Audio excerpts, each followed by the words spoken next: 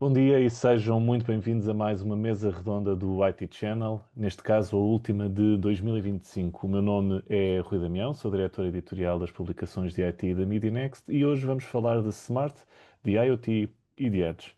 À medida que a transformação digital acelera em diversos setores, os sistemas inteligentes, o IoT e a computação Edge já não são conceitos futuristas, mas sim motores críticos para a eficiência, a agilidade e crescimento das organizações. Desde cidades até empresas, a inteligência artificial está agora incorporada em todo o lado, ou praticamente todo o lado, o que cria ambientes mais autónomos, sustentáveis e resilientes. Para as empresas que procuram otimizar operações, inovar produtos e serviços e manter uma vantagem competitiva, abraçar o IoT e o Edge Computing não é uma opção, mas sim uma necessidade estratégica. E do lado dos parceiros de canal, este é o momento, é a capacidade de guiar os clientes através da complexidade destas tecnologias, construindo soluções personalizadas e estratégias de implementação que os posicionam como consultores e impulsionadores da transformação digital. Antes de avançarmos com o debate propriamente dito, vou passar a palavra à minha colega Marta Quaresma Ferreira para fazermos as habituais apresentações dos nossos convidados. Marta? Bom dia, Rui, obrigada. Bom dia aos nossos aqui palestrantes hoje e também a todos aqueles que ainda se estão a juntar remotamente.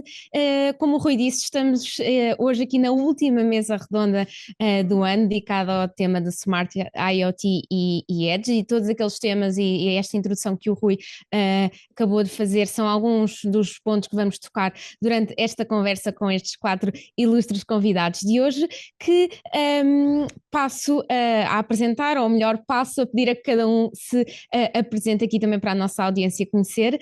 Aqui começando por ordem alfabética das empresas, começava por dar as boas-vindas hoje à D-Link, que está aqui connosco, representada pelo Fernando Capucha. Bom dia, Fernando, bem-vindo. Olá, bom dia Marta. Antes de mais, os agradecimentos do costume à IT Shell pelo amável convite e a quem está remotamente a escutar-nos, muito obrigado pela sua presença. Portanto, como a Marta disse, eu trabalho na D-Link. A D-Link é um fabricante de soluções de redes e comunicações, onde tem o seu ADN ligado a questões relacionadas com a conectividade. Uma questão importante e que ultimamente o meu marketing refere muito é o chamado Made in Taiwan. Ou seja, nós somos uma empresa taiwanesa e isto é importante porque durante muito tempo tivemos fábricas num país vizinho ou numa região vizinha, conforme as geopolíticas o queiram entender, e trasladámos tudo para Taiwan, onde somos neste momento, do ponto de vista do fabricante, uma empresa 100% made in Taiwan. E para já é tudo. Muito bem, muito obrigada, Fernando, e uma vez mais bem-vindo. Temos hoje também connosco a Maxi Global, aqui representada pelo Paulo Carneiro. Bom dia, Paulo, muito bem-vindo. Olá, bom dia. Agradecer o vosso convite, uma saudação especial a todos os participantes e um bocadinho mais especial ao Fernando Capucha, que já nos conhecemos há mais de 20 anos e que fico contente de o ver ainda nestas lutas diárias. Bom, a Maxi Global é uma empresa totalmente portuguesa, especialista em construção de data centers, com produção própria. Existe há 27 anos. Eu sou o diretor-geral da Unidade de Lisboa, portanto tenho as responsabilidades da área comercial e toda a área de operação. E temos uma vasta experiência, temos já mais de 200 data centers instalados um pouco por todo o mundo, mais de 4.000 clientes satisfeitos, portanto temos aqui muita experiência e muita informação para ajudar nas escolhas de data centers que os clientes queiram fazer e os nossos parceiros também. Muito obrigada, Paulo. E o tema dos data centers é, desde logo, um tema que também abordámos aqui durante um ano num dos live events do IT Channel e é um tema que com certeza vamos voltar em força em 2026 e quem sabe também termos aqui novamente a Maxi Global. Também só fazer aqui um comentário, que esta é a magia dos live events também aqui do IT Channel, aqui os encontros que proporcionamos muitas vezes a caras conhecidas e que já não vemos há algum tempo. Muito obrigada, Paulo. Temos também connosco hoje a Vodafone IoT, aqui é o departamento da IoT da Vodafone, representada pelo Mário Pérez. Bom dia, Mário, bem-vindo.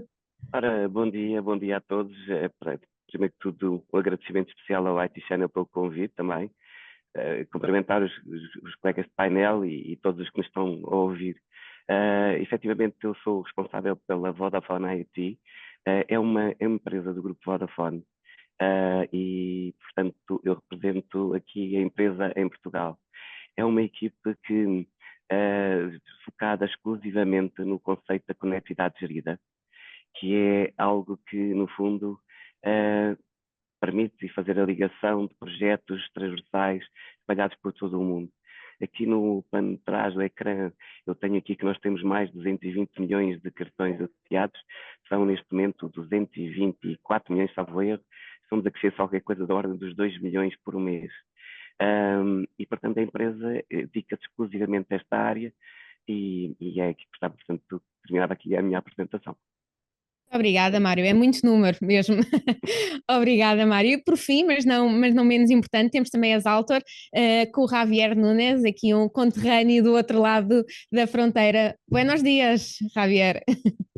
Buenos días y eternamente agradecido por estar de nuevo con vosotros en esta fantástica mañana, ¿no? Desde Zaltor, como mayorista de seguridad y ciberseguridad en Iberia, tanto en España como en Portugal, pues tenemos muchísimas soluciones para poder ayudaros en cualquier empresa que queráis realizar y bueno, estamos disponibles para cualquier cosa que podáis disponer de nosotros. Muito obrigada, Javier. Graças. Apresentações feitas. Rui, vamos à primeira questão. Vamos sim, senhor, à primeira questão. Eu, na verdade, ia apontar esta primeira questão ao Javier, que acabou de falar aqui, para fazermos um enquadramento. E perguntava ao Javier como é que olham para o atual momento da maturidade, principalmente do IoT e do Edge Computing, seja no mercado português, seja aqui no mercado ibérico, mas obviamente mais centrado no mercado português. Como é que as Altor, ou o Javier neste caso, como é que olham para o atual momento de maturidade do IoT y do Edge? Bien, es una pregunta muy oportuna, ¿no? Desde Zaltor, como mayorista en los dos países, tanto en España como en Portugal, tenemos un termómetro bastante preciso de qué es lo que está ocurriendo en Portugal. Y si tuviese que definirlo con una sola palabra, lo haría con la palabra pragmatismo. Nos vamos a la solución fácil y sencilla y lo más eficaz posible, ¿no? Vemos en otros mercados que la tendencia hacia el IoT y hacia el Edge se queda en laboratorios, no pasa de ahí. Sin embargo, en Portugal estamos viendo de que estáis madurando y estáis yendo hacia una eficiencia, por decirlo de alguna manera, ¿no? Una eficiencia operativa bastante buena.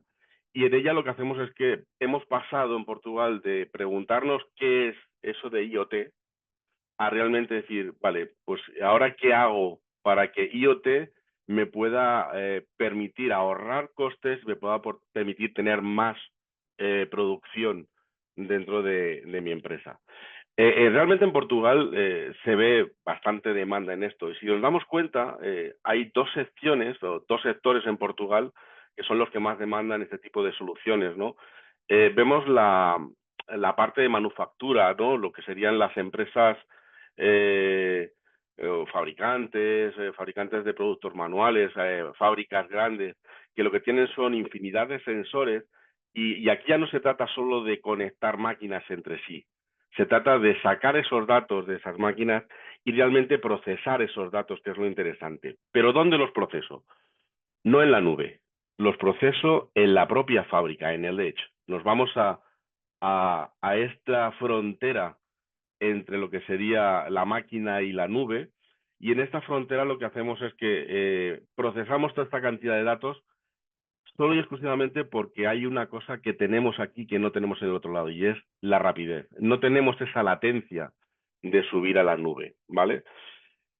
El otro sitio donde se está viendo el mercado, que también está madurando mucho, es en el tema de las smart cities, ciudades inteligentes, que lo que hacen es, vemos proyectos, por ejemplo, como aguas, proyectos como energía, que se basan de muchísimos sensores que dan o demandan o entregan muchísima información en momentos muy precisos, y toda esa información hay que gestionarla, hay que volcarla en algún sitio, tenemos que poder tratarla bien.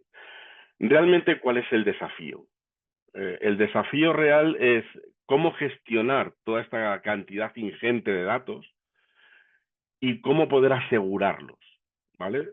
Tenemos que, nuestra gran preocupación es si ese dispositivo me está enviando los datos, que el dispositivo, date cuenta de que al tener una cantidad de datos muy grande, una cantidad de dispositivos muy grande, estamos expandiendo mucho la zona de cobertura, nuestra zona de seguridad.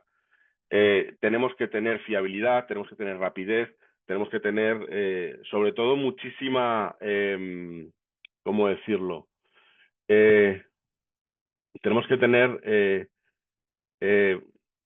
una cantidad de velocidad de proceso muy rápida para que nos dé la suficiente velocidad a la hora de que una alerta de un sensor podamos ejecutarla y podamos resolverla lo antes posible, sin necesidad de que esos datos que me van a la nube tener que esperar a que se procesen y que estén disponibles en otro momento del tiempo de análisis, ¿no? Simplemente es esperar y tener todo eso en el momento preciso y en el lugar preciso.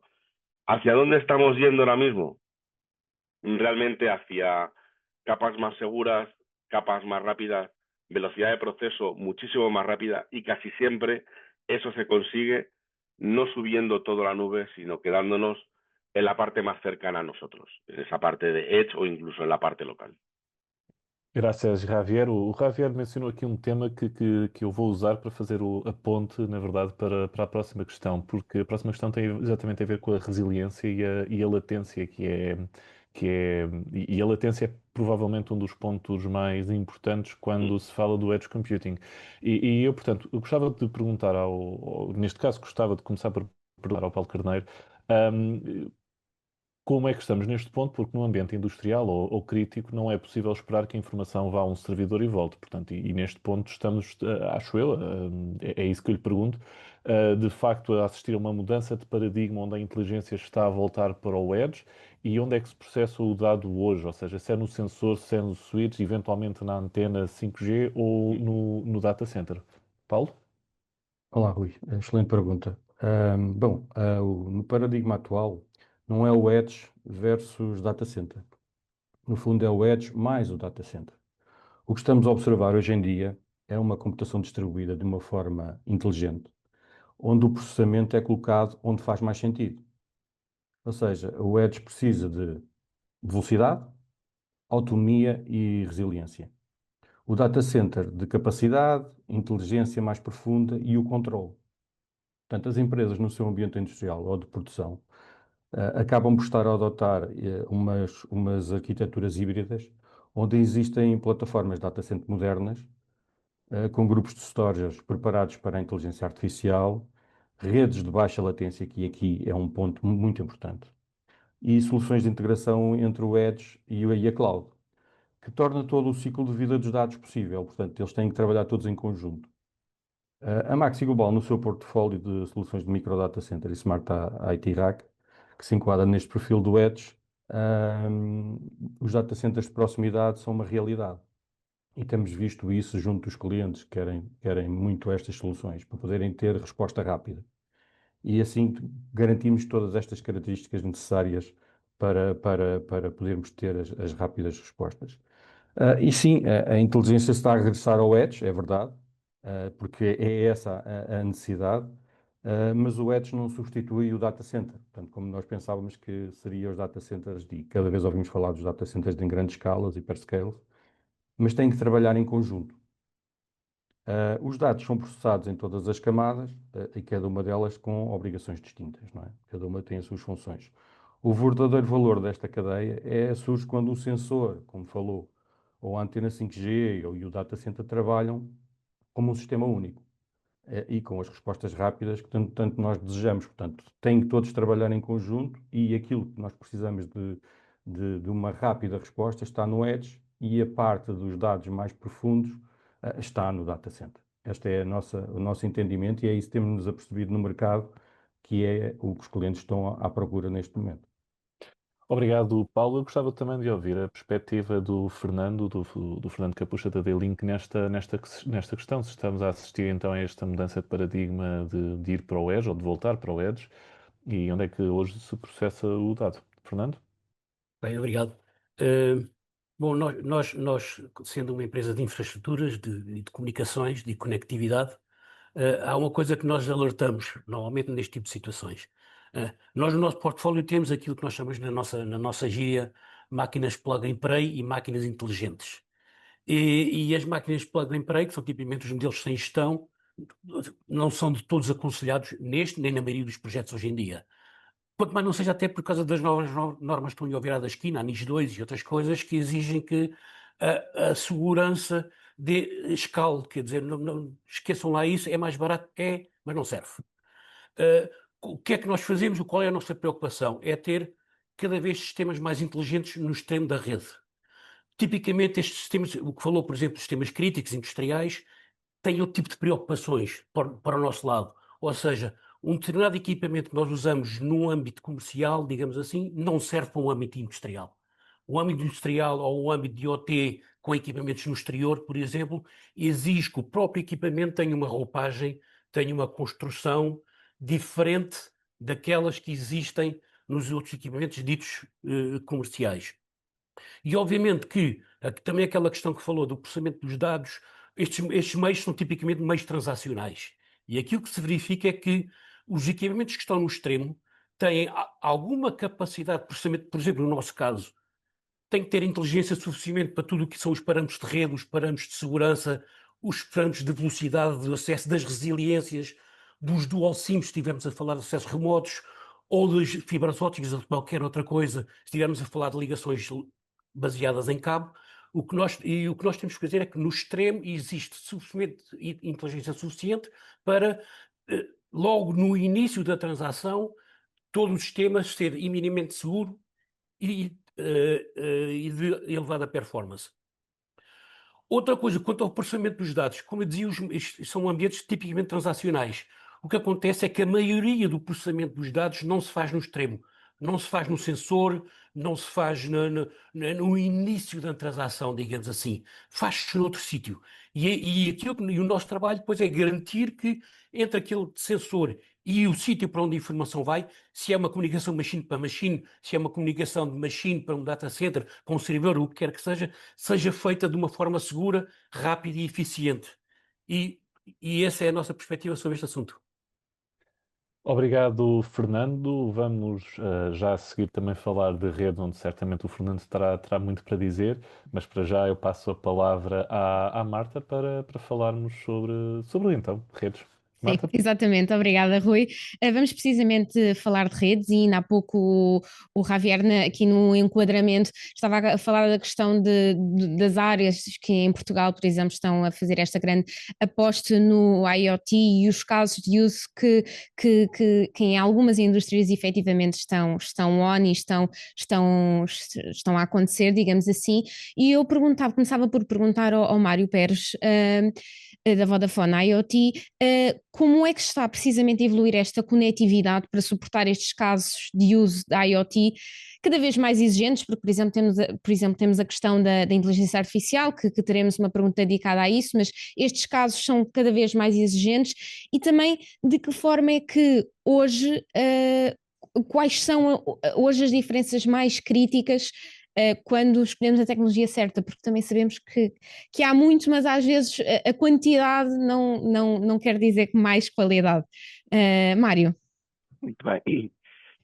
Ora bem, todos temos consciência que vivemos efetivamente numa sociedade altamente conectada, mas estamos a avançar para aquilo que nós chamamos de uma sociedade hiperconectada. Se neste momento que nós assistimos com frequência é que diferentes dispositivos trabalham todos para um dado ambiente, para um dado sistema, um terminal de pagamento interage com o seu banco, enfim, para processar os pagamentos, um dispositivo médico interage com a unidade hospitalar onde estiver ligado, nós estamos a avançar para uma fase em que vamos comunicar entre sistemas. Uma viatura, por exemplo, pode comunicar para enviar um pedido de assistência, disputar pelo seu condutor, mas ao mesmo tempo também fornecer informações do seu estado de manutenção junto do seu fabricante, chegarmos a um posto de abastecimento, fazemos a transação do abastecimento com esse posto, e também necessariamente, isso fazemos, como todos fazemos já, a comunicar o estado de ocupação das vias quando nós utilizamos um Waze, enfim. Portanto, este sistema, tudo isto está a evoluir e a uma velocidade realmente interessante. A conectividade tem de facto evoluído como soluções cada vez mais flexíveis e escaláveis, mas isto obriga a que nós tínhamos vindo ao longo do tempo a passar de redes generalistas, como era antigamente o 2G, 3G e por adiante, para soluções especializadas por cada tipo de operação, por cada tipo de necessidade. E hoje, portanto, a decisão crítica para se escolher uma tecnologia passa por, obviamente, pela largura de banda que é necessária, pelas latências que temos que respeitar mais ou menos, mas também com fatores como a eficiência energética, a existência ou não de uma fonte de energia junto ao sensor que está a comunicar, a mobilidade necessária ou não, é um sensor estático. E depois uma coisa que é também muito importante, é também a razão da existência da nossa empresa, é esta necessidade de que uma solução que funcione em Portugal, funcione também ali junto ao Javier em Espanha, mas também nas Filipinas, também na nos Estados Unidos e por aí adiante. Então, esta evolução foi acontecendo, começando, e eu tenho vindo a acompanhar ao longo de todo este tempo, pelas redes 2G, 4G, como digo, redes de muitos jornalistas. Passamos para as redes LPWA, Low Power Wide Area, onde nós disponibilizamos o Narrowband IoT, o LTE-M, que serão os substitutos também destas redes, sobretudo da rede 2G. E depois, em função da aplicabilidade, nós vamos então pensando qual o modelo a utilizar. Portanto, contadores inteligentes utilizarão, portanto, o Narrowband IoT, na medida em que conseguem com isso uma maior profundidade de sinal, locais com mais baixa cobertura, ou mesmo dispositivos médicos como desfibrilhadores, por exemplo. Quando estamos a falar, por exemplo, de LTE-M, estamos a falar de logística de transportes, gestões de frotas, enfim, ou simplesmente bicicletas elétricas numa cidade. Será que depois as redes 5G, com as redes standalone, que irão permitir outras coisas e que iremos falar com certeza daqui a pouco, e também as ligações ao satélite, que vão permitir então sim a conectividade em qualquer espaço, em qualquer local. Como sabem, a relevo do terreno, por vezes, é madrasta e não nos ajuda a conseguir disponibilizar com as tecnologias atuais a sinal em todo o lado como gostaríamos. Associar a isto tudo, e quase para terminar, eu diria, temos com o volume de comunicações, como falámos aqui, referi há pouco, os mais de 220 milhões de conexões, a necessidade de existirem plataformas de gestão desta conectividade, plataformas essas que têm várias funções, mas que dão, portanto, uma visibilidade total sobre, para junto no fundo, dos nossos clientes que utilizam essa conectividade para perceber e antecipar problemas que possam existir. Acrescento a questão do eSIM, e vamos também falar de segurança, mas não vou largar muito, o eSIM porque é o elemento que nos permite expandir e ter uma presença global e garantir que uma solução que aqui funciona vai funcionar de outros lados. E pronto, eu para já ficaria por aqui para não me estar a alongar depois. E já vou bastante avançado. Obrigada, tudo bem, obrigada Mário pelo contributo. Ainda nesta questão também gostaria de ouvir o Fernando Capucha, ou seja, na sua perspectiva, como é que, pronto, e sendo obviamente a D-Link uma empresa dedicada com foco em rede, como é que o Fernando vê esta evolução da conectividade para estes casos de uso da IoT e aqui as diferenças mais críticas relativamente à tecnologia que hoje é a mais certa para... O Mário falava aqui, claro, que há vários fatores que dependem, mas também gostaria de ouvir aqui o Fernando. Sim, sim, é verdade. Eu recordo-me que talvez há um ano ou dois, assim do género, num evento deste género, também estava a falar da IoT e a achar-se que algumas soluções generalistas de conectividade podiam ser a bala dourada que ia resolver todos os problemas. Não pode ser mais mentira. Porque o que é verdade é que se uma empresa como a minha, por exemplo, está muito orientada para o Wi-Fi e para a internet e para fibras ópticas e esse tipo de coisas, depois chegamos ao terreno e vemos que muitos dispositivos não conseguem falar este tipo de linguagens. É tão simples como isso. De onde com o qual o aspecto mais principal é ver, okay, qual é o projeto, qual é o tipo de coisa que mais se adequa e depois a resposta é binária. Eu ou consigo ajudar a resolver ou não consigo. No meu caso em concreto, por exemplo, numa determinada gama que nós temos e que lançámos agora recentemente, para vos dar uma ideia, havia o que nós chamamos de routers industriais, eu passei a ter 2 modelos para ter 20 e tal, ou 30, ou uma coisa assim de género. E porquê estes 20 e tal ou 30? porque depois nos deparamos a montante com problemas distintos, quer dizer, eu tenho que ter em algumas máquinas RS232, se calhar tenho que ter em algumas máquinas RS485, vou ter que ter GPS, vou ter que ter modo bus, enfim, vou ter que ter uma miríade de coisas que se calhar aqui há 2 ou 3 anos não era preocupação para ninguém. Este é o estado da arte atual da minha empresa em relação a este tipo de situações. Dar-lhes só um exemplo de um projeto que eu conheço, porque enfim, sou eu que o trabalho e foi eu que, de alguma forma, modéstia à parte, o desenvolvi também, e que são equipamentos de edge de extremidade que prestam serviço à comunidade, um determinado serviço à comunidade. E quando referi ainda há pouco, isto é um ambiente tipicamente transacional, o que estes equipamentos fazem é, eles recebem determinado tipo de informação, que processa essa informação, e quando o cliente vai usufruir daquele serviço, esse mesmo dispositivo tem que ter a capacidade de comunicar que essa transação está terminada com a sua aplicação central, chamemos assim. Esse projeto trouxe coisas muito engraçadas, algumas delas que o Mário também já focou. A primeira é a da energia. É uma coisa tão simples como isso. Não há em todos os lados uma tomada de 220 volts para a gente ligar o que quer que seja, quer dizer, temos que começar logo, se começarmos logo a partir dessa premissa, temos logo que ver como é que eu resolvo este tipo de assuntos, como é que eu resolvo este tipo de pequenas questões. E todo este ecossistema, ao fim e ao cabo, tem uma série de variáveis e que eu, como uma empresa de conectividade, e que supostamente eu gostaria de ir a todas, como se costuma dizer na brincadeira, não é? Há situações em que, de facto, eu não consigo ir, pronto, porque, de facto, o projeto exige um determinado tipo de tecnologia que eu, neste momento, não a disponibilizo. Mas o salto do meu lado foi enorme, como dizia anteriormente, passar de 2 para 30 máquinas e uma série de outras funcionalidades associadas às máquinas, foi para nós um salto bastante significativo. Obrigada, Fernando. Ainda dentro do tema das redes e dirigindo uma vez mais a pergunta também aqui ao Fernando. Então não fui no microfone. Exatamente. Pode-se manter. Perguntava ao Fernando qual é que é o papel das redes 5G e do Wi-Fi no desenvolvimento e na implementação precisamente das soluções IoT. Pois, está pegado àquilo que disse anteriormente. Exatamente. É que, olha, vou-lhe dar um exemplo com aquele projeto em que eu estive a trabalhar. É um ambiente transacional, mas o 5G era uma killer application, quer dizer, é um ambiente onde eu não tenho necessidade daquela largura de banda enorme que o 5G anuncia, não faz sentido. E quer se queira, quer não, os equipamentos 5G hoje em dia ainda são mais caros do que os 4Gs. Aliás, os 4Gs têm, do ponto de vista do mercado, têm vindo a ser cada vez mais baratos. E os 5Gs começaram muito caros, mas estão também agora a chegar a um price point já mais agressivo.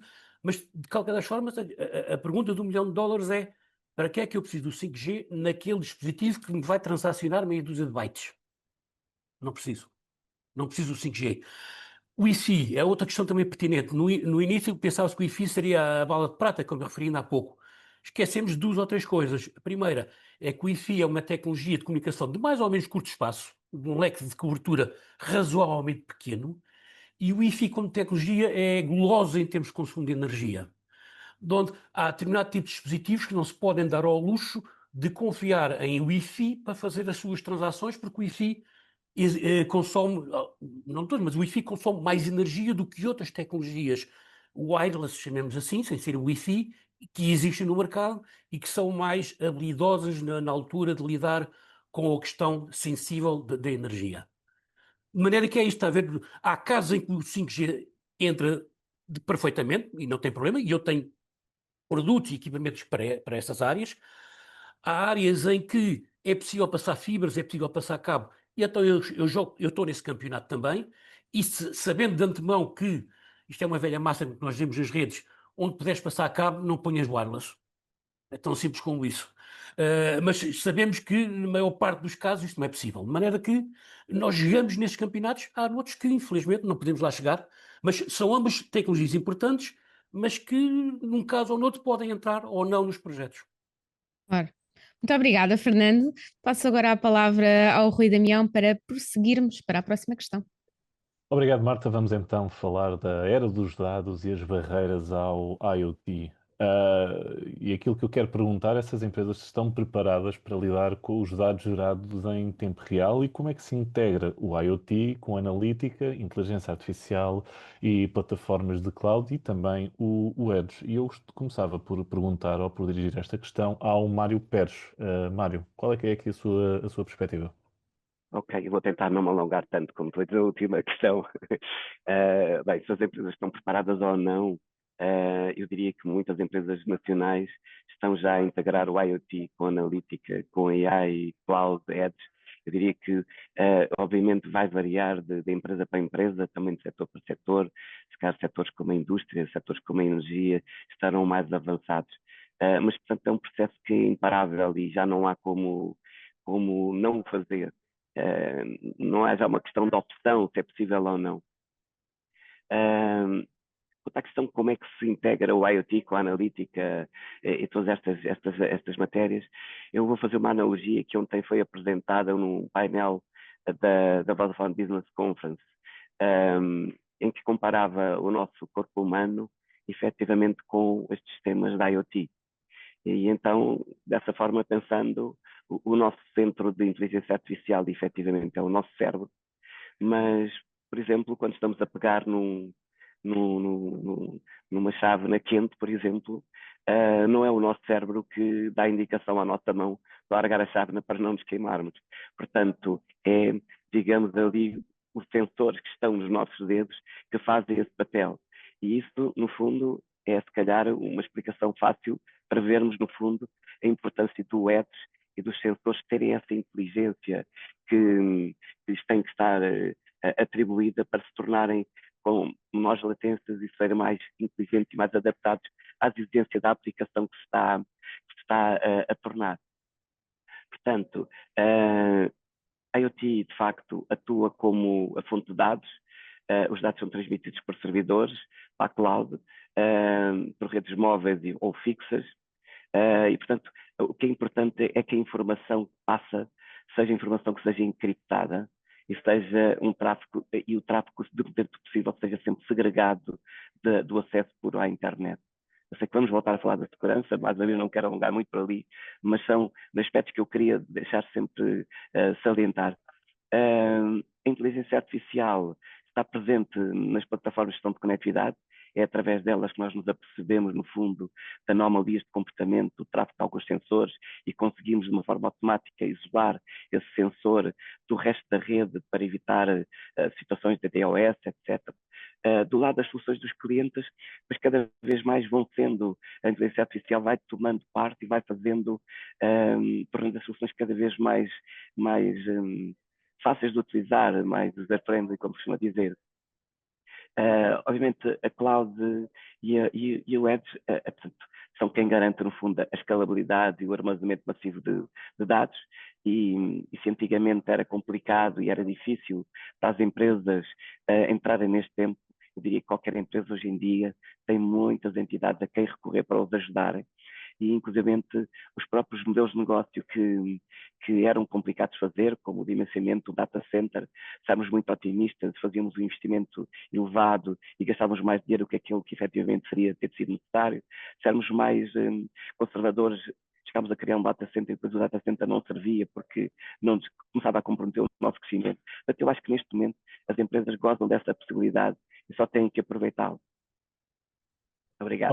Obrigado, Mário. Eu gostava também de ouvir a perspectiva do Paulo aqui sobre se as empresas estão preparadas para lidar com os dados gerados em tempo real e como é que se integra aqui o IoT com a analítica, a IA e as plataformas de cloud. Paulo? Obrigado. Sim, cada vez mais sim. Não só, mas quando existe uma infraestrutura capaz de processar os dados, onde elas têm impacto imediato, não é? Os ambientes industriais, como por exemplo a logística, a energia, a saúde, as decisões precisam ser tomadas em milissegundos, não é? E isso tem levado a um movimento claro de aproximação dos data centers das operações, criando as arquiteturas distribuídas que combinam as soluções de edge computing e o mais perto possível de onde precisam da informação.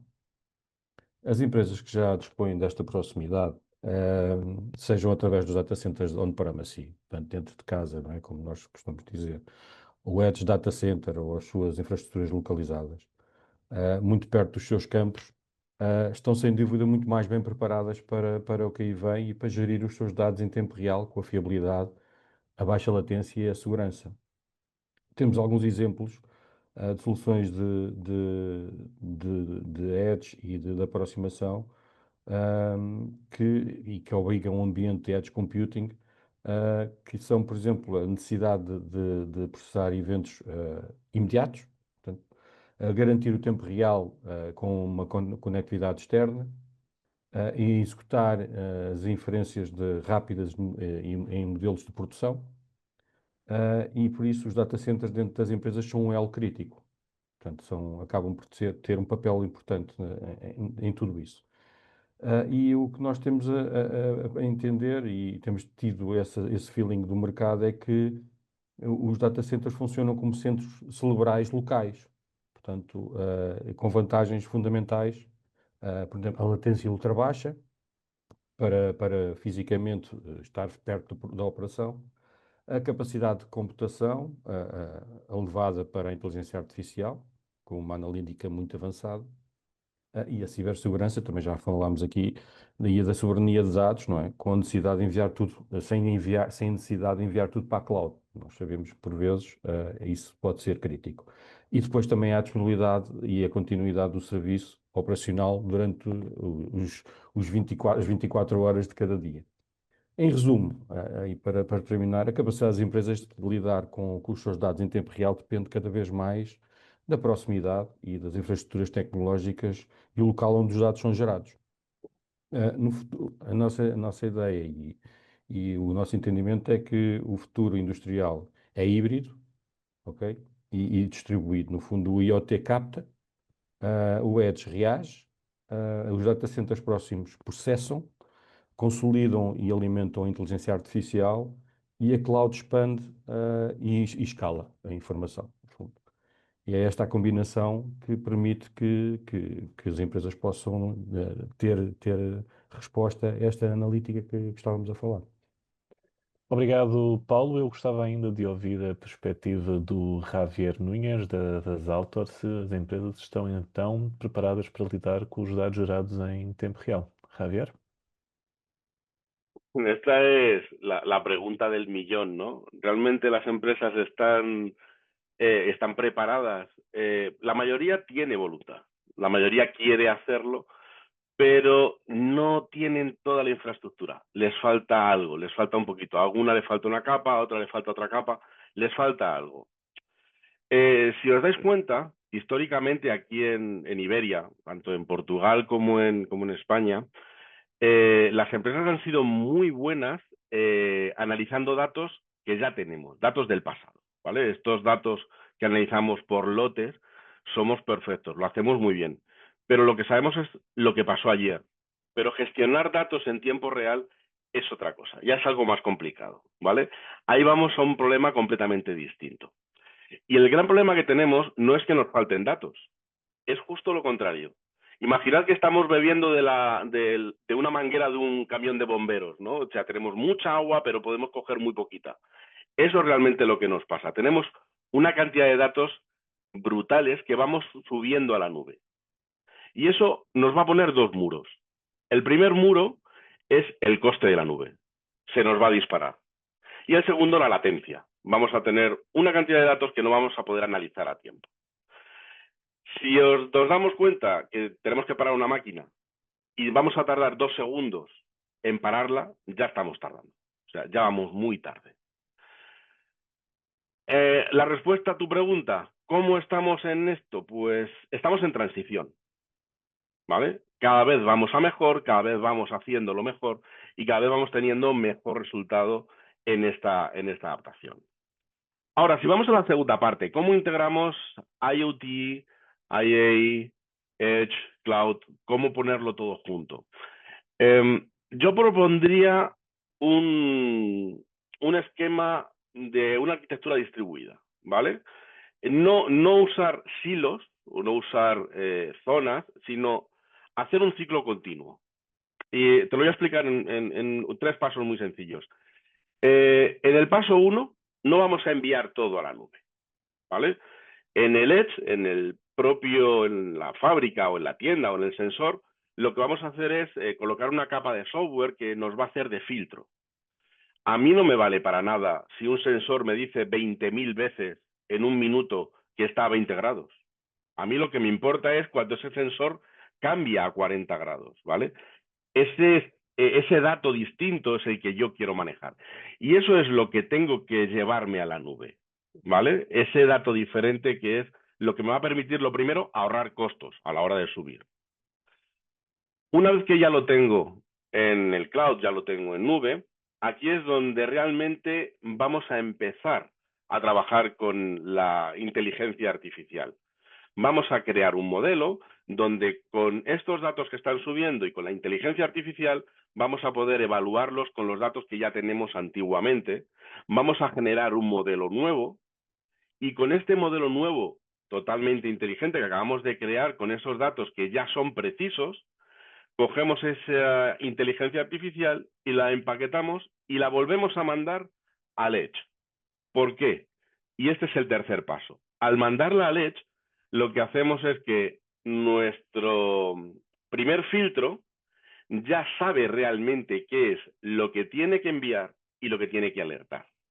De tal manera que, si os dais cuenta, es un ciclo continuo tanto de alimentación, de aprendizaje y de solución. De esta manera, pues tenemos un sistema que en milisegundos y en la parte del Edge, ya sin latencia, nos va a poder responder a cualquier tipo de alteración que tengamos en estos datos. Resumiendo un poco, pues IoT serían los sentidos, ¿vale? Vamos a recoger toda la información que podamos. El cloud va a ser nuestra memoria y vamos a empezar a entrenar nuestra inteligencia, y el Edge va a ser el sistema nervioso, va a ser el que va a reaccionar cuando esos valores que recogemos desde los sensores no son los que debería de tener, ¿no? Son los que se salen un poquito de lo habitual. En este caso, pues desde Faltor podemos ayudaros, ¿vale? Tenemos bastantes herramientas que podemos utilizar para todo esto, y lo que podemos hacer es echaros una mano simplemente para ayudaros a eso, a no ver qué es lo que pasó ayer y a empezar a evaluar qué es lo que está pasando ahora mismo, ¿vale? Aquí es donde está el valor real y realmente esto es lo que necesitamos hacer, ese cambio de paradigma de no analizar lo que ha pasado, sino analizar lo que está sucediendo en este momento. Graças, Javier. Passando então para a próxima pergunta. Muitos projetos de IoT morrem ainda na fase piloto. Eu queria perguntar ao Fernando Capucha onde é que se encontra a maior fricção ao tentar escalar uma solução de IoT, se é no custo da conectividade, eventualmente na complexidade de gestão dos equipamentos ou na falta de integração dos dados no ERP da empresa. Fernando? Sim. Antes disso, só uma pequena parte. Eu ouvi uma coisa aqui, já não sei há quanto tempo, mas que me deixou, não sei que dizer a palavra, que estava relacionado com inteligência artificial. E que quem estava a fazer aquela apresentação deu a informação de que 8 em cada 10 projetos morrem. Não chegam a ver a luz do dia. Não funciona a coisa. O que é uma coisa espantosa. Porque a inteligência artificial, que é vista hoje em dia como uma bala de prata para tudo e mais alguma coisa, depois vai-se ver ao terreno e 8 em cada 10 é uma barbaridade, quer dizer, significa que algo está a fazer mal. Alguém está a fazer mal as coisas. E não vamos culpar a tecnologia. Eu não vou culpar a tecnologia. Em relação à sua pergunta, eu olhando assim, para a minha casa, eu diria que muitos projetos podem não sair sequer do papel por temas de custos, de facto. É que depois, quando se fala, por exemplo, em conectividade, há uma de duas: ou os dispositivos são eles próprios autónomos em termos de conectividade, ou então têm que se adicionar equipamentos à solução que vão permitir esta conectividade e alguma inteligência no edge, enfim, tudo isto é uma conta de somar e não é de sumir. De maneira que, e como tudo soma e como ao fim do dia as contas têm que ser pagas, dê por onde der, eu diria que às vezes quando se começam a analisar estas coisas, verifica-se que, epá, afinal, isto, enfim, sai-nos um bocado do orçamento, quer dizer, e não pode... Lembro-me também, inicialmente, quando se começou a falar nas Smart Cities, sei lá, eu já ouço falar de Smart Cities há quase um século, mas pronto, não interessa, há muito tempo. E no início toda a gente pensava, epá, que isto seria fácil e tal, a gente mete os sensores aqui, aqui e acolá, e depois aquilo, umas fibras e tal, e ligava sete. Não, não é bem assim. Depois, os donos das fibras muitas vezes são os mários deste mundo, não é? São os operadoras, são não sei o quê, e afinal, e os municípios, depois, se querem colocar determinado tipo de equipamentos em alguns sítios, não podem, ou então é um carga de trabalhos para o fazer, onde há uma série de barreiras, umas de custos, outras logísticas, outras operacionais, que faz com que havia um nice to have, ok, era giro ter isto, mas para o conseguir, ou os custos saem pelo telhado, ou então não podemos, porque temos que andar a pedir autorizações a 50 mil entidades, e basta que uma qualquer, porque há um caracol a atravessar a estrada naquele momento, que diz não, não pode passar por aí, não sei o quê, porque, enfim, há toda uma série de barreiras às vezes que faz com que pronto, as coisas não possam avançar. Não é por mim, porque muita vontade teria eu de todas estas entidades levarem os seus projetos à frente. Eu, por acaso, um projeto que eu tive aqui há tempos atrás, foi uma coisa que não é muito comum, agricultura. A agricultura hoje em dia já não é andar com um senhor de mais ou menos idade com uma enxada às costas. Hoje em dia a agricultura mais moderna é muito, não lhe chamaria robotizada, é muito sensorizada, e precisamente aquele projeto era uma exploração sensorizada.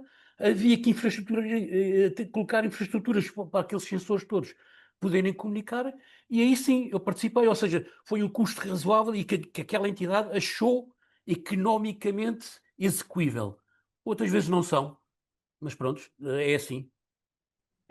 É assim, Fernando. Vamos então avançar com a próxima questão, que é sobre cibersegurança. Marta?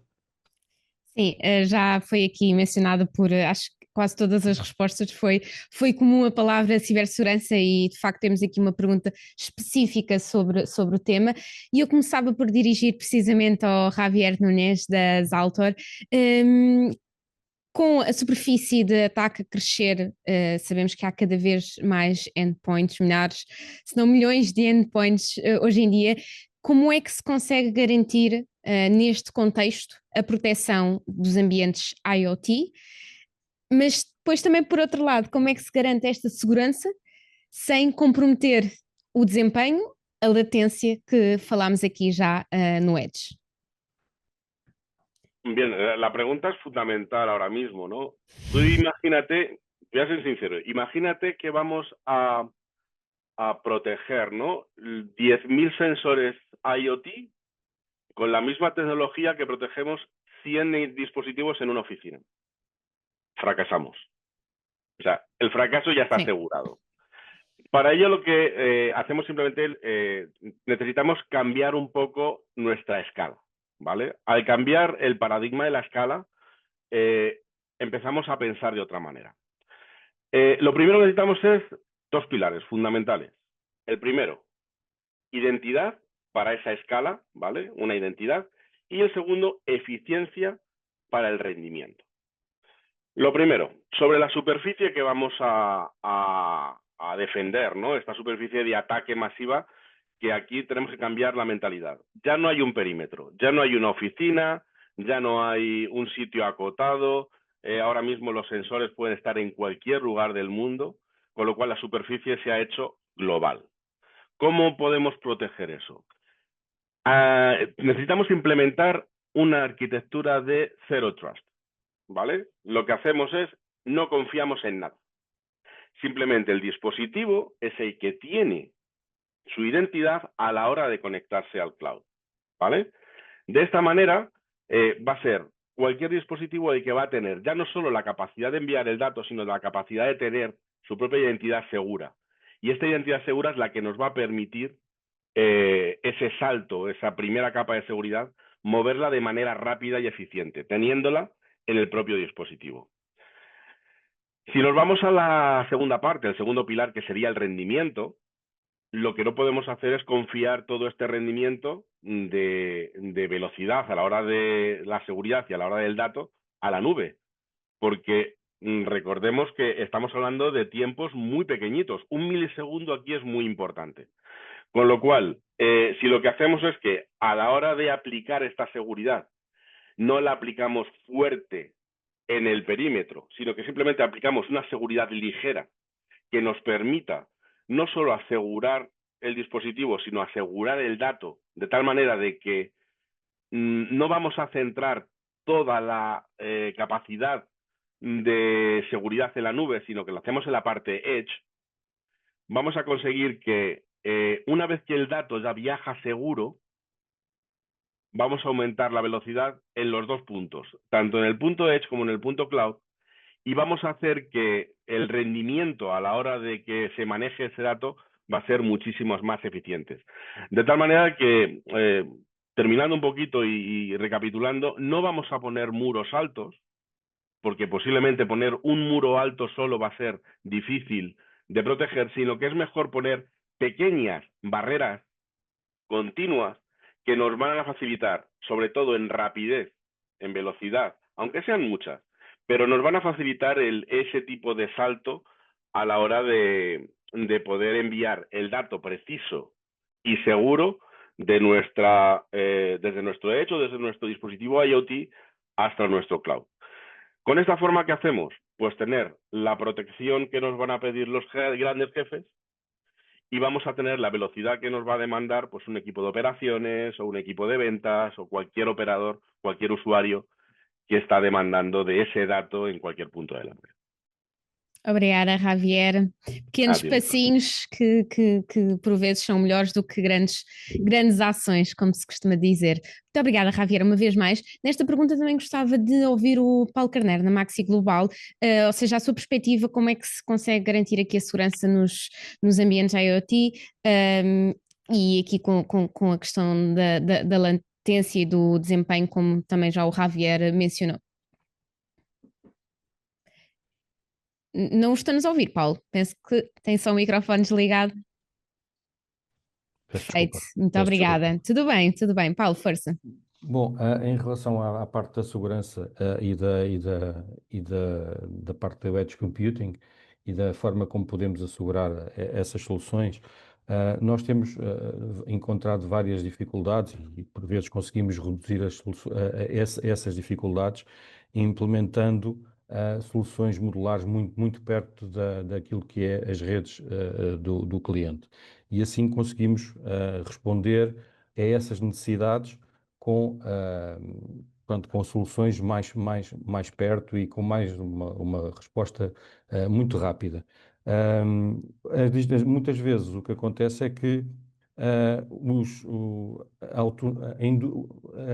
autonomia e também a necessidade da informação é muito premente e temos, há sempre um desafio muito grande e cada vez mais a parte da cibersegurança é sempre crítico e temos que ter sempre os equipamentos disponíveis num curto espaço de tempo e também com uma necessidade muito rápida dessa informação. Obrigada, Paulo. Aqui ainda nesta questão sobre cibersegurança também gostava de ouvir o Mário Pérez. Sabemos que a Vodafone por si só, também a cibersegurança tem sido uma preocupação e a Vodafone IoT não há de ser exceção na questão de garantir esta proteção para os ambientes IoT. Mário, qual a sua perspectiva sobre esta necessidade e esta obrigatoriedade, aliás, de garantir a proteção destes ambientes? Ok, eu já terei que me alongar um pouquinho mais, porque é realmente uma área que nos é muito querida. Quem acompanha desde há muitos anos o crescimento do machine-to-machine, agora mais cito o IoT, lembrar-se-á certamente, certas notícias foram públicas, de, por exemplo, redes, casas que... Melhor, contar a história de outra forma, senão estou a ficar com o interesse, de situações que aconteceram em que, por exemplo, contadores de água faziam leituras e passavam leitura dessa informação de forma sem ser encriptada, não é? E porque se pensava, quem quer saber qual é a leitura do consumo de água do número 36 da minha rua? Não tem sentido nenhum. A verdade é que essa informação chegou a ser utilizada, por exemplo, para os amigos do alheio, para perceber se aqueles dados, os tais metros cúbicos daquela casa, se permaneciam constantes ao longo do tempo, é sinal que a casa estava desocupada e então era ótimo, era bar aberto para lá entrar. Nós, enquanto responsáveis, integradores, isto é um trabalho conjunto, não é um trabalho do operador, não é um trabalho, é um trabalho de todos nós.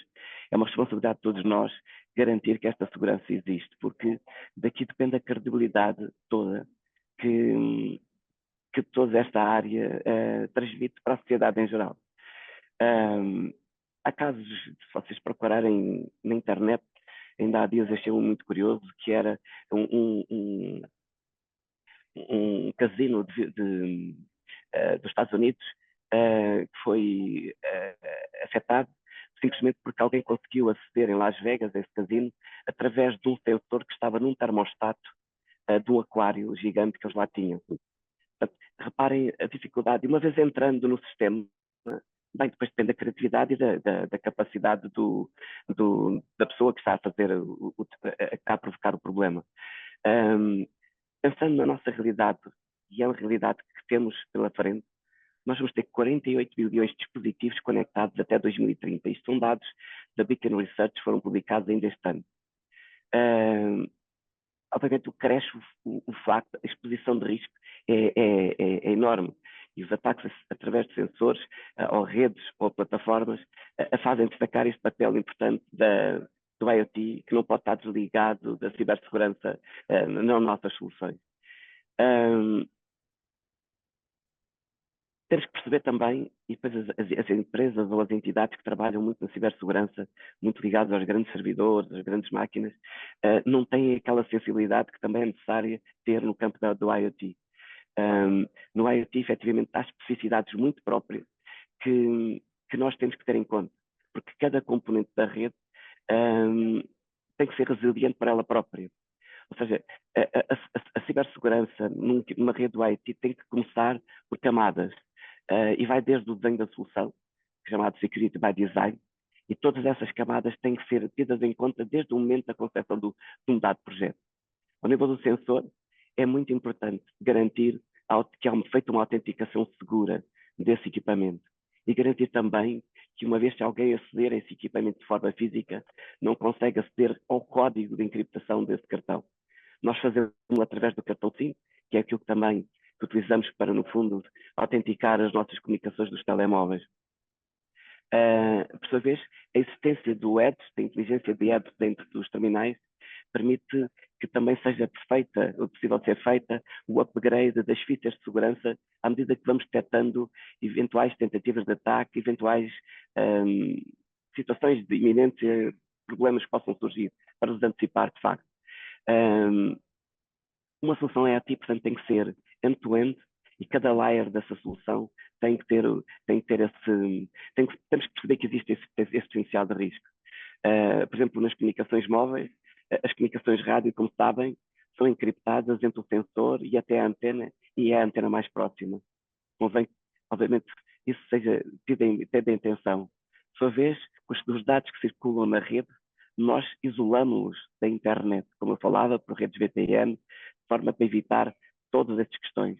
Mas, por fim, e se alguma coisa acontecer, antes de entregarmos os dados aos nossos clientes, o que nós fazemos é fazer passar todas essas comunicações para uma plataforma que monitoriza o comportamento dos sensores, como eu dizia há pouco. E, portanto, isola, inclusivamente, de forma automática, por AI, o que é que possa estar a acontecer para não prejudicar do lado aplicacional dos nossos clientes. Uma vez mais, se tudo isso for feito do lado de quem desenvolve a aplicação, também não tiverem tido esse cuidado, também fica em perigo a nossa solução. Portanto, é algo que é realmente muito importante. O conceito que foi aqui falado do Zero Trust aplicado ao IoT tem mesmo que ser tomado em conta.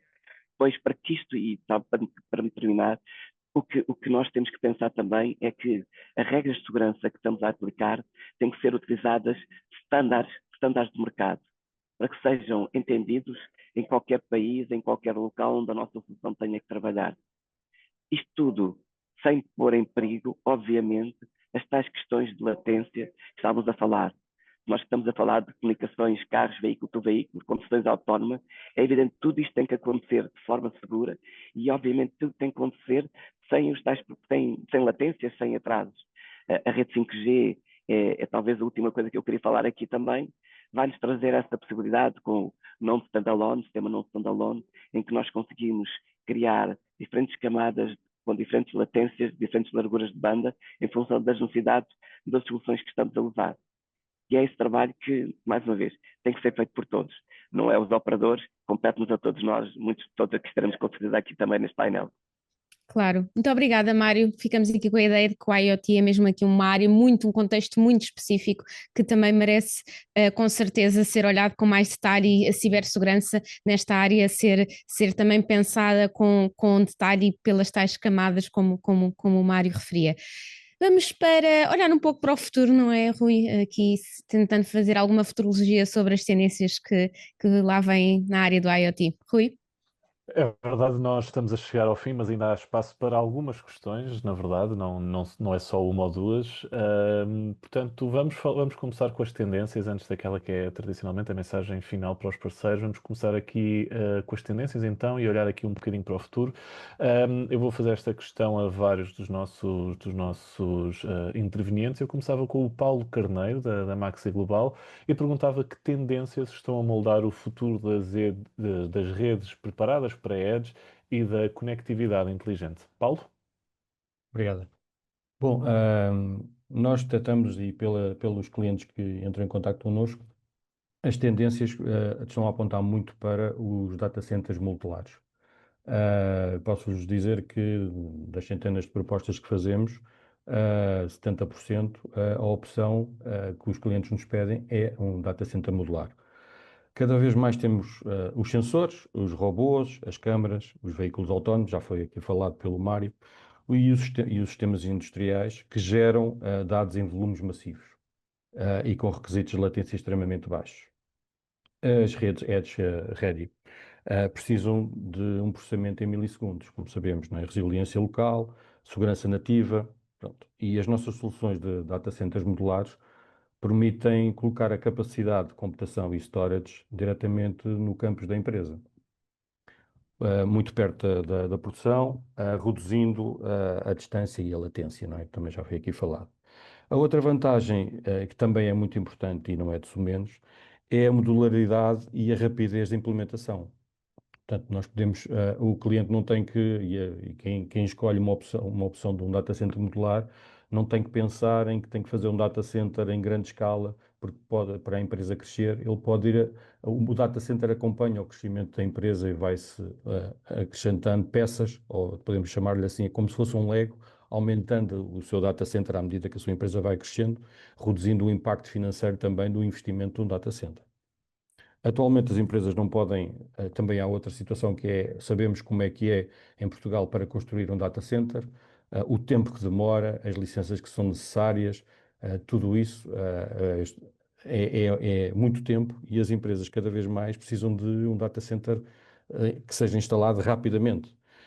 E nós conseguimos, com um data center modular, conseguimos entregar a solução feita, chave na mão, testada, em 10 a 12 semanas. Portanto, isso é impensável numa solução de construção civil de um data center. E depois, lá está, com a vantagem de poder escalar e não haver salas vazias, como nós conhecemos um que há ali para o centro do país, que está lá uma série de salas vazias há algum tempo a apanhar ar e pronto, e nós sabemos o que é que se está a passar.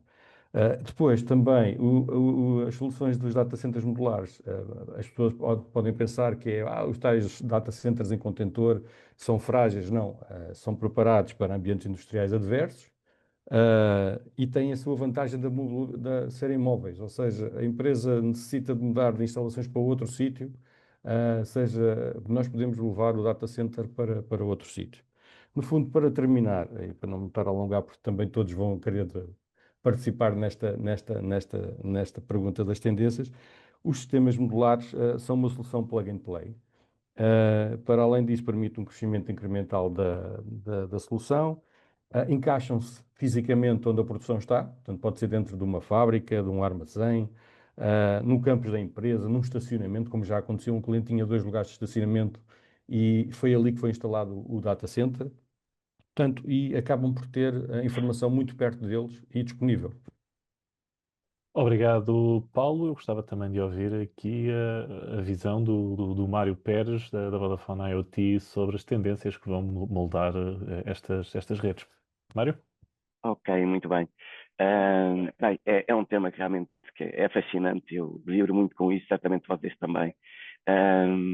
Nós já passámos da era digital há muito, estamos na era inteligente, no fundo estamos sempre a otimizar, melhorar, e isto traz reflexos em todo o nível. Afastando da parte tecnológica, que é muito aquilo que estamos tendência, em termos dos modelos de negócio, o que estamos a assistir é que, e é um gozo pessoal que também muito me dá e à equipe, é alterar os modelos de negócio dos nossos clientes, para passarem de meros fabricantes, por vezes, meros no sentido em que, não, sem desmérito nenhum para quem é apenas fabricante, mas para prestadores de serviço, na medida em que lhes melhora de forma especial o seu negócio, a sua capacidade de resiliência neste mundo difícil que é competir entre empresas e entre pares. Tudo isto está a criar-se alterações extremamente interessantes e ao ponto de, por vezes, nós estamos a assistir a clientes que lançam um produto e colocam o produto e vão continuando a construir o produto já na mão do cliente. Eu vou-vos dar exemplo, nós chamamos a isto o Factory to the Field. Factory to the Field, vou-vos dar um exemplo.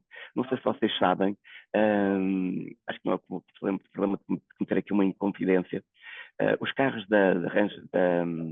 os Range Rovers, por exemplo, são entregues aos clientes com uma data de configuração, uma pré-configuração de firmware. À medida que se vão recolhendo dados e se vai percebendo qual é o perfil do condutor, se utilizas mais estradas secundárias, se é mais vida de cidade, etc., eles vão alterando a afinação da máquina, do carro, para ir ao encontro das necessidades desse cliente. Noutro exemplo, fabricantes de máquinas de lavar a roupa, por exemplo, detectam qual é o tipo de programas que são utilizados.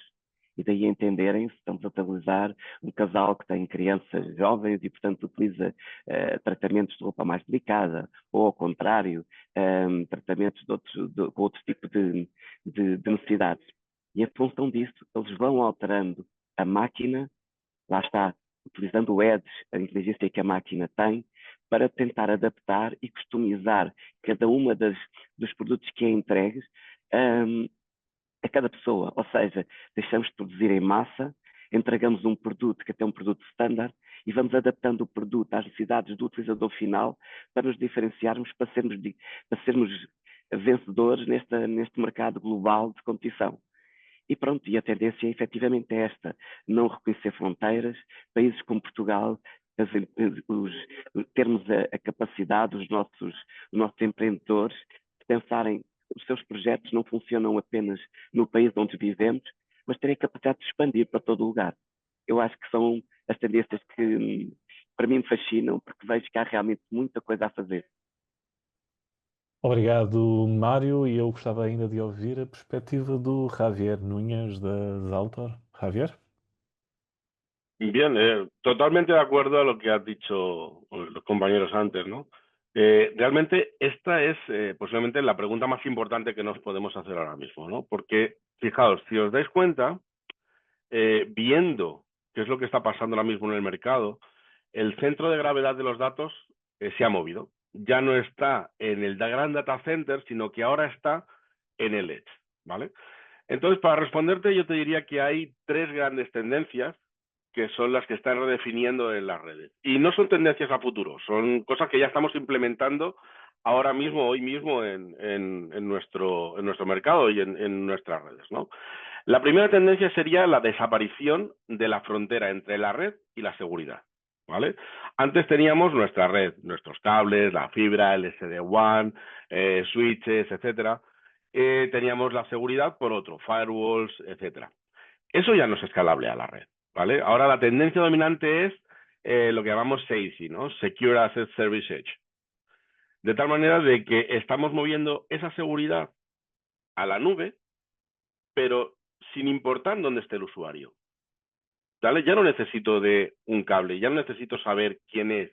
La red es inteligente, me va a aplicar las políticas de seguridad en el momento de la conexión, no antes. No tengo que enviar todo el tráfico de vuelta. Simplemente cuando llegue a la red, ya tengo lo que es, sé quién es, le dejo entrar y punto. ¿Con esto qué hacemos? Reducir drásticamente la latencia. ¿Vale? Vamos a mejorar mucho la experiencia de usuario y lo que vamos a hacer es que en una sola conversación, por decirlo de una manera, vamos a enviar conectividad y seguridad, las dos cosas juntas. La segunda de las tendencias, y para mí posiblemente la más emocionante, ¿no? Es la llegada de la inteligencia artificial a las operaciones de la red, ¿no? Lo que llamamos IOPS, ¿vale? Imaginad o pensad que tenemos miles de dispositivos conectados a nuestra red, en el Edge, y no hay un equipo humano capaz de monitorizar todas estas alertas en tiempo real. Imposible. La tendencia es que haya una inteligencia artificial que lo que va a hacer es autorreparar la red. Imaginad, por ejemplo, un switch que está en un almacén remoto, empieza a fallar, lo que hace la inteligencia artificial es comprobar ese pequeño fallo y antes de que falle del todo, me va a redirigir el tráfico a través de otro switch sin que el operador se dé cuenta. De tal manera de que, bueno, pues es un modelo un poco más proactivo que lo que tenemos ahora mismo, que es falla, sustituyo. No, antes de que falle, redirijo el tráfico, el usuario no se entera de lo que está pasando y mejoramos experiencia y mejoramos sobre todo la continuidad de negocio de cara a la empresa y al cliente. Y el tercer punto sería la conectividad wireless, ¿no? No tenemos ningún tipo de cables, nos vamos a empezar a fiar ya fielmente en el Wi-Fi, en el 5G, porque ahora mismo hay un auge masivo en este tipo de redes, ¿no? Redes 5G, Wi-Fi 7, que está empezando ya a desplegarse en algunos sitios, y esto es una tendencia en Edge, ¿vale? ¿Por qué es una tendencia? Porque ahora mismo, como me decía antes, comentaba Mario y Pablo me parece que era, queremos conectar a la red robots, vehículos autónomos, maquinaria crítica, pero lo queremos hacer sin cable y con la fiabilidad que tiene y la estabilidad que tiene un cable, ¿no? Entonces necesitamos poder confiar en este tipo de redes y poder utilizarlas. Estas nuevas redes lo que nos van a permitir es que, por ejemplo, en una fábrica todos los dispositivos se conecten con una latencia casi nula, no va a existir latencia apenas entre ellos, no va a permitir que las conexiones se caigan, de tal manera de que todo va a ser mucho más continuo y mucho más fiable. Así que para resumir un poco, pues el futuro de las redes Edge no va a ser solo más velocidad, va a ser más seguridad a través del 6i que he dicho antes, va a ser automatización a través de IOPS y va a ser conectividad inalámbrica crítica a la hora de conectar varios dispositivos. En este caso, lo que nosotros estamos haciendo es pues, ayudar a empresas a preparar esta primera base, de tal manera de que cuando quieran desplegar aplicaciones innovadoras o quieran desplegar cualquier tipo de solución en su red, esa red realmente no sea un cuello de botella, sino que sea un acelerador para que el negocio llegue a buen puerto. La verdad es que, como decía Mario, es un momento fascinante y es algo fascinante estar aquí en este momento. Graças, Javier. Antes de avançarmos com a mensagem aos parceiros, eu gostava de fazer ainda uma pergunta, porque o Edge, a inteligência artificial e o IoT estão aqui num momento de convergência. Eu gostava de perguntar ao Paulo Carneiro em que áreas é que esta convergência terá um impacto mais imediato e se vamos assistir eventualmente ao surgimento de um Edge as a Service massificado. Paulo? Obrigado. Bom, a convergência do Edge Computing, da inteligência artificial e do IoT tem sido um acelerar e teve um impacto imediato em várias áreas da latência, da privacidade e da autonomia operacional. Temos exemplos, por exemplo, da indústria 4.0 e a automação industrial, e é uma das áreas, a mobilidade dos veículos autónomos, Na saúde, no Smart Health, com os os dispositivos médicos, como monitorização contínua de pacientes, e sabemos como é que está a saúde em Portugal, e tudo o que puder vir a ajudar a rapidez de resolução de soluções é sempre muito importante. As Smart Cities, que já aqui falou o Fernando, que já ouvimos falar das Smart Cities há tantos anos, e parece que era tudo muito fácil, e viemos a comprovar que não era assim, porque, por exemplo, a necessidade da gestão de tráfego em tempo real é uma necessidade, e não vemos isso em alguns sítios ainda a acontecer. A detecção de incidentes com a segurança pública, as inundações, os incêndios, temos também detectado isso, e que isso é importante para o edge computing. E depois temos o retalho e as cadeias logísticas, que necessitam de análise em tempo real do fluxo de clientes, dos pedidos que são feitos online, e inclusivamente até o próprio inventário que tem em armazém, para saber a gestão de estoques. Tudo isso é muito importante. E depois há o tema da energia, que é também uma parte muito crítica, que é preciso saber onde equilibrar as cargas, os consumos. Tudo isso é controlado. Em relação à parte do Edge as a Service, como a segunda pergunta me fez, de se vai ser massificado ou não, eu não sei se vai ser massificado. Vai ser, com certeza, e já é uma tendência. Mas isso, pronto, é uma forma de evoluir com uma solução as a Service. Nós vimos isso nos softwares, não é? Vimos isso há uns tempos, há uns anos atrás, com o software, e agora começamos a apontar isso como para as gateways, para os micro data centers, para os smart IT racks, e temos tido alguns pedidos na parte dos clientes para esse tipo de soluções. Mas, no fundo, isto é mudar um bocadinho o paradigma e a maneira de pensar. Nós, em Portugal, ainda temos muito aquela situação de ter as coisas nossas, comprar as coisas nossas, e, no fundo, é mudar um bocadinho o modelo do OPEX para o CAPEX, não é? Porque ainda é essa tendência. Toda a gente quer comprar um carro, mas se calhar se pensasse numa solução de renting, se calhar era mais vantajosa para ela, mas as pessoas querem ter o carro que é seu, para dizer que é seu. E isso está a acontecer agora também na parte dos data centers e dos micro data centers chamados. O Edge as a Service encaixa perfeitamente neste paradigma do OPEX e do CAPEX. Portanto, em resumo, para terminar, para não me alongar mais, porque também todos querem participar, é evidente, a convergência do Edge, da inteligência artificial, do IoT, vai ter um impacto diretamente, sobretudo na indústria, na mobilidade, na saúde, nas smart cities e na energia. E tudo indica que o Edge as a Service é uma realidade, e existem várias soluções, e nós na Maxi Global conseguimos apontar algumas soluções para os clientes e ajudar nesse processo de escolha, e analisar o que é melhor para o cliente nessas soluções. Obrigado, Paulo. Vamos então avançar com a última questão. Marta, mensagem para os parceiros? Sim, exatamente. Obrigada, Rui. A nossa típica pergunta de encerramento, digamos assim, isto é aquele momento em que nós damos a oportunidade para fazer aqui quase um pequeno pitch, pequeno, atenção, sobre as oportunidades neste caso e os desafios aqui para os parceiros, para aqueles que estiveram aqui a assistir durante esta quase hora e meia, daqui a pouco. Começava pelo Fernando, aqui também seguindo uma vez mais a ordem alfabética das empresas, da Link. Fernando, a sua mensagem para os parceiros, oportunidades e desafios. Temos aí 2026 à porta. O que é que quer dizer aos parceiros? Em primeiro lugar, reconhecer o toque em relação ao tempo que demoramos a fazer esta apresentação. Eu já sei, a minha fama precede-me, mas pronto. Nada disso, Fernando. Bom, o que é que lhe posso dizer? Duas coisas, pelo menos. A D-Link é uma empresa sénior. Nesta área de negócios não há muitas empresas no negócio de networking pool, muitas empresas que possam dizer que andam aqui há 40 anos, praticamente 40 anos. Vimos acontecer muita coisa, somos uma empresa 100% indireta, ou seja, nós não vendemos o que quer que seja, a não ser através de parceiros, nada. Com o qual o nosso pão com manteiga são de facto os parceiros, quer dizer, o nosso sucesso ou insucesso está diretamente relacionado com o sucesso ou insucesso dos nossos parceiros. O que é que nós podemos fazer do nosso lado?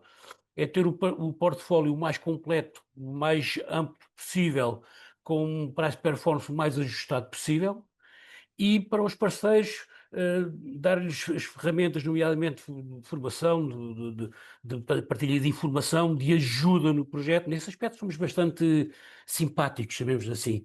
Estamos sempre muito dispostos a ajudar para que, uma vez que é o parceiro que entrega o projeto, uma vez que é o parceiro que dá a cara perante o cliente final, que a coisa decorra da melhor maneira possível. Esse é o nosso labor, é o meu labor, já há muitos anos, não apenas da Link, já de algumas outras aventuras por onde passei. Tem sido esse o meu passado, e sempre estive em empresas indiretas, com o qual os parceiros são, para nós, o ativo mais importante. Obrigada, De Fernando, pela nada. sua mensagem. Passava agora a palavra ao Paulo Carneiro, Maxi Global, para dar aqui a sua mensagem final aos parceiros, desafios e oportunidades, e o que é que a Maxi Global tem preparado para os próximos meses, para os parceiros. Muito obrigado mais uma vez pela oportunidade de ter participado hoje neste evento. Bom, a Maxi Global, o Fernando também já está aqui há muitos anos. A Maxi Global faz 27 anos, por sinal hoje fazemos a festa de aniversário da Maxi Global. Parabéns à Maxi Global. Estamos todos de parabéns, os clientes e quem participou. Desculpa, não percebi, Fernando. Os Jacobos. Os Jacobos, é verdade. E, portanto, somos uma empresa especialista, como eu tenho dito, em data centers, e temos a capacidade e temos produção totalmente portuguesa, portanto, conseguimos desenvolver uma solução à medida daquilo que os clientes e os parceiros necessitam. Portanto, estamos muito orgulhosos do nosso percurso até agora. Temos grandes desafios, seja em Portugal, como noutros mercados onde estamos agora a dar passos fortes. Já temos instalado muitas soluções pelo mundo fora e estamos também agora noutros mercados, aqui nos nossos vizinhos ao lado, também a fazer um trabalho também no fundo, de nos ficarem a conhecer e perceberem as nossas soluções. Portanto, a nossa disponibilidade é total, sempre prontos a ajudar.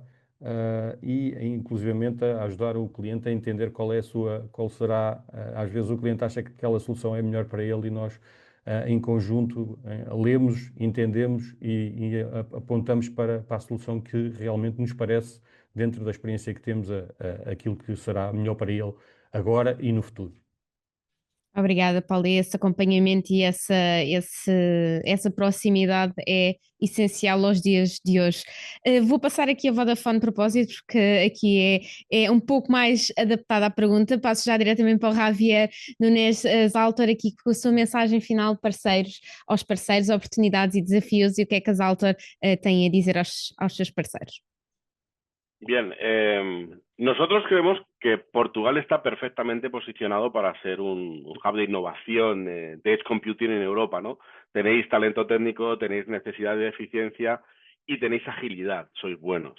Desde Saltor, pues nuestra misión ahora mismo es dotar al canal de las herramientas de software necesarias para ciberseguridad, backup, gestión remota, monitorización, para que todos estos proyectos que tenéis pasen de ser pilotos de éxito a que sean despliegues masivos y robustos de tecnología. En resumen, pues la tecnología está lista, el mercado portugués está receptivo y ahora nos toca a nosotros pues asegurar esa buena gobernanza de esos datos.